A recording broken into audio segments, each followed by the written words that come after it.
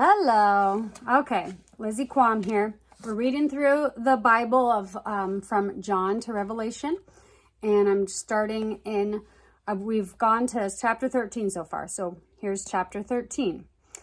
Now, before the Passover feast, Jesus knew that his hour had come, and it was time for him to leave this world and return to the Father, having greatly loved his own who were in the world.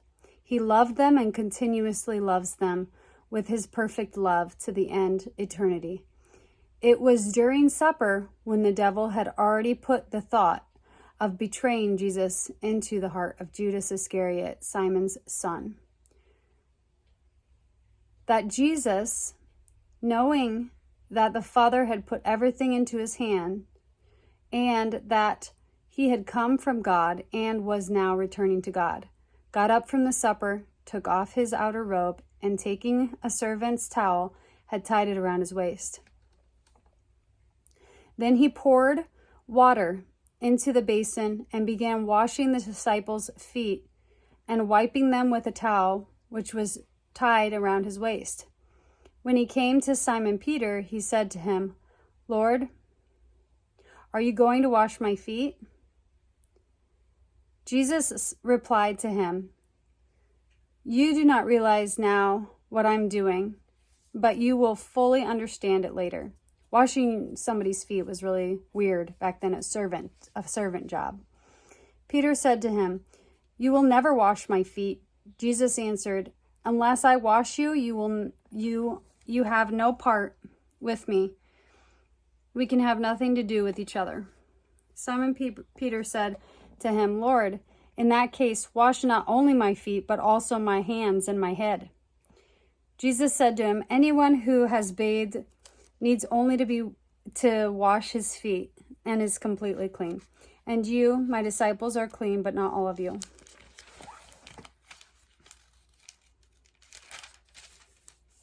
For he knew who was going to betray him. For that reason, he said, "Not all of you are clean." So when he had washed their feet and put on his outer robe and reclined at the table again, he said to them, "Do you understand what I have done for you? You call me teacher and Lord, and you are right in doing so, for that is who I am. So if I, the Lord and the teacher, washed your feet, you ought to wash one another's feet as well. For I gave you this as an example so that you should do in turn as I did to you. I assure you, and most solemnly say to you, a slave is not greater than his master, nor is one who is sent greater than the one who sent him. If you know these things, you are blessed, happy, and favored by God if you put them into practice and faithfully do them.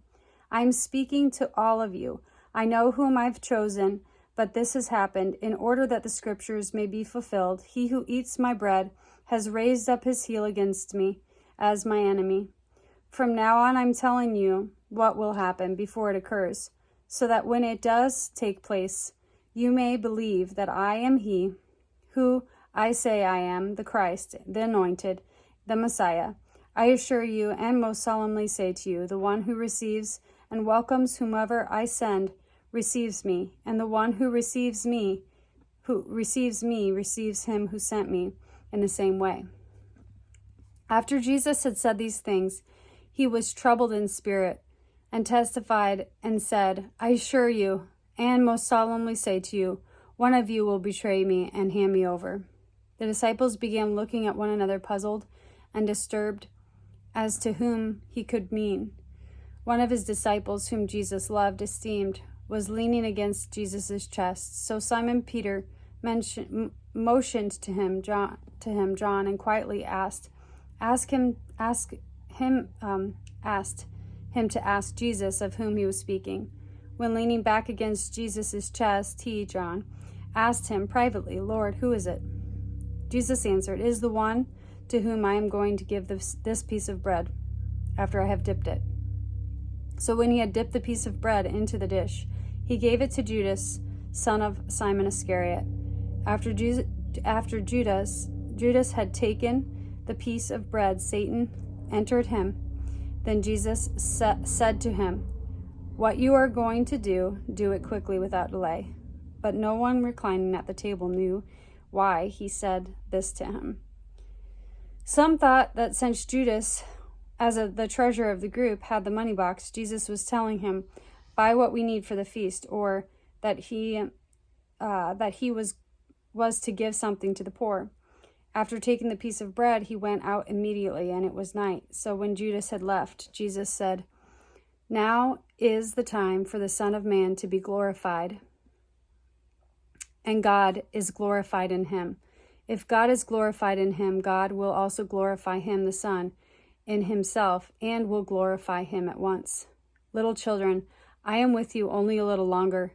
You will look for me, and as I told the Jews, so I tell you now, where I am going, you are not able to come. I am giving you a new commandment, that you love one another just as I have loved you, so that you too are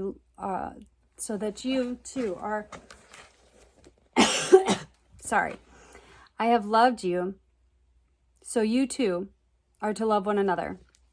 By this, everyone will know that you are my disciples if you love and unselfishly have concern for one another." Simon Peter said to him, "Lord, where are you going?"